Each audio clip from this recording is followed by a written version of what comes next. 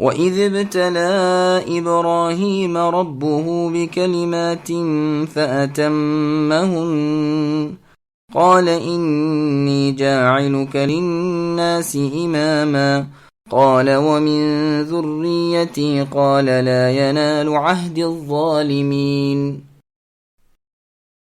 اور جب ابراہیم علیہ السلام کو ان کے رب نے کئی باتوں سے آزمایا اور انہوں نے سب کو پورا کر دیا تو اللہ تعالیٰ نے فرمایا کہ اے ابراہیم میں تمہیں لوگوں کا امام بنا دوں گا۔ عرض کرنے لگے میری اولاد کو؟ فرمایا میرا وعدہ ظالموں سے نہیں۔ سامعین اب اس آیت کی تفسیر سماعت کیجیے۔ ابراہیم علیہ السلام کی آزمائش اور ان کا انعام۔ اس آیت میں خلیل اللہ ابراہیم علیہ السلام کی بزرگی بیان ہو رہی ہے، جو توحید میں دنیا کے امام ہیں، جنہوں نے تکالیف پر صبر کر کے احکام الہی کی بجاوری میں ثابت قدمی اور جواں مردی دکھائی۔ فرماتے ہیں اے نبی، آپ ان مشرکین اور اہل کتاب کو جو ملت ابراہیمی کے دعوے دار ہیں، ذرا ابراہیم علیہ السلام کی فرما برداری اور اطاعت گزاری کے واقعات تو سنائیے، تاکہ انہیں معلوم ہو جائے کہ دین حنیف پر، اسوہ ابراہیمی علیہ السلام پر کون قائم ہے۔ وہ تو آپ اور آپ کے اصحاب ہیں۔ اور جگہ قرآن کریم کا ارشاد ہے وَإِبْرَاهِيمَ الَّذِي وَفَّى، یعنی ابراہیم علیہ السلام وہ ہیں جنہوں نے پوری طرح وفاداری دکھائی۔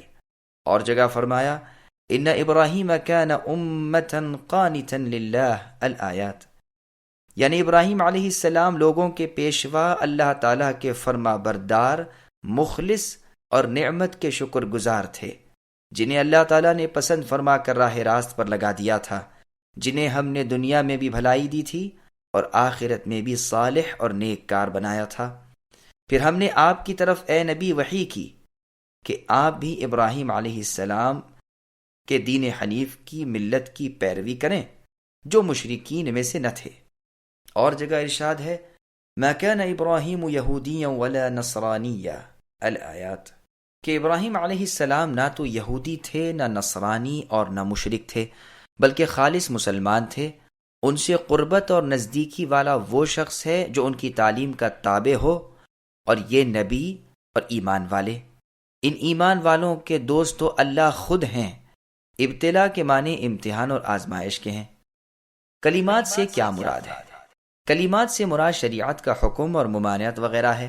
کلمات سے مراد کلمات تقدیر یہ بھی ہوتی ہے، جیسے مریم علیہ السلام کی بابت ارشاد ہے صدقت بکلمات ربها، یعنی مریم علیہ السلام نے اپنے رب کے کلمات کی تصدیق کی اور اللہ کے لکھے ہوئے کی بھی۔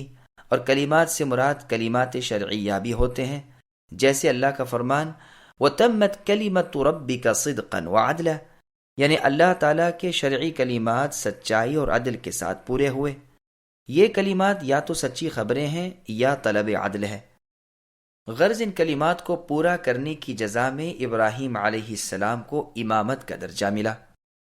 ان کلمات کی نسبت بہت سے اقوال ہیں، مثلا احکام حج، مونچھوں کو کم کرنا، کلی کرنا، ناک صاف کرنا، مسواک کرنا، سر کے بال منڈوانا یا رکھنا تو مانگ نکالنا، ناخن لینا، زیر ناف کے بال لینا، ختنہ کرانا، بغل کے بال لینا، پیشاب پاخانے کے بعد استنجا کرنا، جمعے کے دن غسل کرنا، طواف کرنا، صفا اور مروہ کے درمیان سعی کرنا، رمی جمار کرنا، طواف افاضہ کرنا۔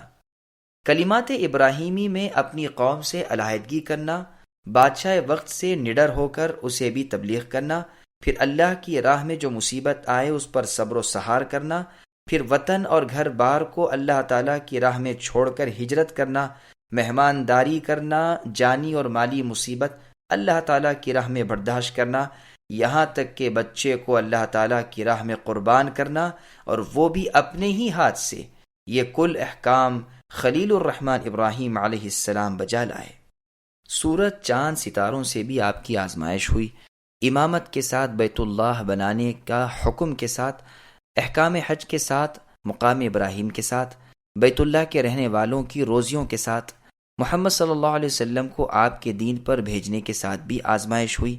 اللہ تعالیٰ نے فرمایا کہ اے خلیل ابراہیم، میں تمہیں آزماتا ہوں، دیکھتا ہوں تم کیا ہو۔ تو آپ نے فرمایا مجھے لوگوں کا امام بنا دیجیے، کعبے کو لوگوں کے ثواب اور اجتماع کا مرکز بنا دیجیے، یہاں کے لوگوں کو امن دے دیجیے، ہمیں مسلمان فرما بردار بنا لیجیے، ہماری اولاد میں اپنی اطاعت گزار ایک جماعت رکھیے، یہاں کے لوگوں کو پھلوں کی روزیاں دیجیے۔ یہ تمام باتیں اللہ عز و جل نے پوری کر دیں، اور یہ سب نعمتیں آپ کو عطا ہوئیں۔ صرف ایک آرزو پوری نہ ہوئی، کہا تھا کہ میری اولاد کو بھی امامت ملے، تو جواب ملا ظالموں کو میرا عہد نہیں پہنچتا۔ کلمات سے مراد آیات بھی ہیں۔ موطا وغیرہ میں ہے کہ سب سے پہلے ختنہ کرانے والے، سب سے پہلے مہمان نوازی کرنے والے، سب سے پہلے ناخن کٹوانے والے، سب سے پہلے مونچھیں ہلکی کرنے والے، سب سے پہلے سفید بال دیکھنے والے ابراہیم علیہ السلام ہی ہیں۔ سفید بال دیکھ کر پوچھا کہ اے اللہ یہ کیا ہے؟ جواب ملا وقار و عزت ہے۔ کہنے لگے اے اللہ پھر تو آپ اسے اور زیادہ کر دیجئے۔ سب سے پہلے ممبر پر خطبہ دینے والے، سب سے پہلے قاصد بھیجنے والے، سب سے پہلے تلوار چلانے والے، سب سے پہلے مسواک کرنے والے، سب سے پہلے پانی کے ساتھ استنجا کرنے والے، سب سے پہلے پاجامہ پہننے والے ابراہیم علیہ السلام ہیں۔ مختلف صحابہ و تابعین وغیرہ سے کلمات کی تفسیر میں جو کچھ انہوں نے کہا تھا ہم نے نقل کر دیا، اور ٹھیک بھی یہی ہے کہ یہ سب باتیں ان کلمات میں تھیں۔ کسی خاص تخصیص کی کوئی قوی وجہ ہمیں نہیں ملی، واللہ اعلم۔ صحیح مسلم میں عائشہ رضی اللہ عنہا سے روایت ہے کہ رسول اللہ صلی اللہ علیہ وسلم نے فرمایا 10 باتیں فطرت کی اور اصل دین کی ہیں: مونچھیں کم کرنا، داڑھی بڑھانا، مسواک کرنا، ناک میں پانی دینا، ناخن لینا، پوریاں دھونی، بغل کے بال لینا، زیر ناف کے بال لینا، استنجا کرنا۔ راوی کہتا ہے میں 10ویں بات بھول گیا، شاید کلی کرنا تھا۔ بخاری و مسلم میں ہے رسول اللہ صلی اللہ علیہ وسلم فرماتے ہیں 5 باتیں فطرت کی ہیں: ختنہ کرنا، زیر ناف کے بال موڑ لینا، مونچھیں کم کرانا، ناخن لینا، بغل کے بال لینا۔ ابراہیم علیہ السلام اپنی امامت کی خوشخبری سن کر اپنی اولاد کے لیے بھی یہی دعا کرتے ہیں، جو قبول تو کی جاتی ہے لیکن ساتھ ہی خبر دی جاتی ہے کہ آپ کی اولاد میں ظالم بھی ہوں گے جنہیں اللہ تعالیٰ کا عہد نہ پہنچے گا، وہ امام نہ بنائے جائیں گے، نہ ان کی اقتداء اور پیروی کی جائے گی۔ سورہ عنکبوت کی آیت اس مطلب کو اور واضح کر دیتی ہے کہ خلیل اللہ ابراہیم علیہ السلام کی یہ دعا بھی قبول ہوئی۔ وہاں ہے وَجَعَلْنَا فِي ذُرِّيَّتِهِ النُّبُوَّةَ وَالْكِتَابَ، یعنی ہم نے ابراہیم علیہ السلام کی اولاد میں نبوت اور کتاب رکھ دی۔ ابراہیم علیہ السلام کے بعد جتنے انبیاء اور رسول آئے وہ سب آپ ہی کی اولاد میں سے تھے، اور جتنی کتابیں نازل ہوئیں سب آپ ہی کی اولادوں میں ہوئیں، صلوات اللہ وسلامہ علیہم اجمعین۔ یہاں یہ بھی خبر دی گئی ہے کہ ابراہیم علیہ السلام کی اولاد میں ظلم کرنے والے بھی ہوں گے۔ مجاہد رحمہ اللہ فرماتے ہیں مطلب یہ ہے کہ میں ظالم کو امام نہیں بناؤں گا۔ ظالم سے مراد بعض نے مشرک بھی لیے ہیں۔ عہد سے مراد امر ہے۔ ابن عباس رضی اللہ عنہما فرماتے ہیں ظالم کو کسی چیز کا والی اور بڑا نہ بنانا چاہیے، گو وہ اولاد ابراہیم علیہ السلام میں سے ہو۔ خلیل اللہ ابراہیم علیہ السلام کی دعا ان کی نیک اولاد کے حق میں قبول ہوئی ہے۔ یہ بھی معنی کیے گئے ہیں کہ ظالم کا کوئی عہد نہیں کہ اس کی اطاعت کی جائے، اس کا عہد توڑ دیا جائے، پورا نہ کیا جائے۔ اور یہ بھی مطلب ہے کہ قیامت کے دن اللہ کا اس کے ساتھ کچھ وعدہ نہیں، دنیا میں تو خیر کھا پی رہا ہے اور عیش و عشرت کر رہا ہے۔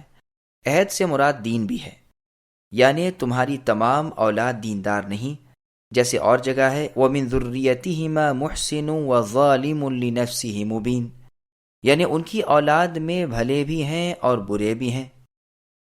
اور اطاعت کے معنی بھی کیے گئے ہیں، یعنی اطاعت صرف معروف اور بھلائی میں ہے، اور عہد کے معنی نبوت کے بھی آئے ہیں۔ ابن خویزمند مالکی رحمہ اللہ فرماتے ہیں ظالم شخص نہ تو خلیفہ بن سکتا ہے، نہ حاکم، نہ مفتی، نہ گواہ اور نہ راوی۔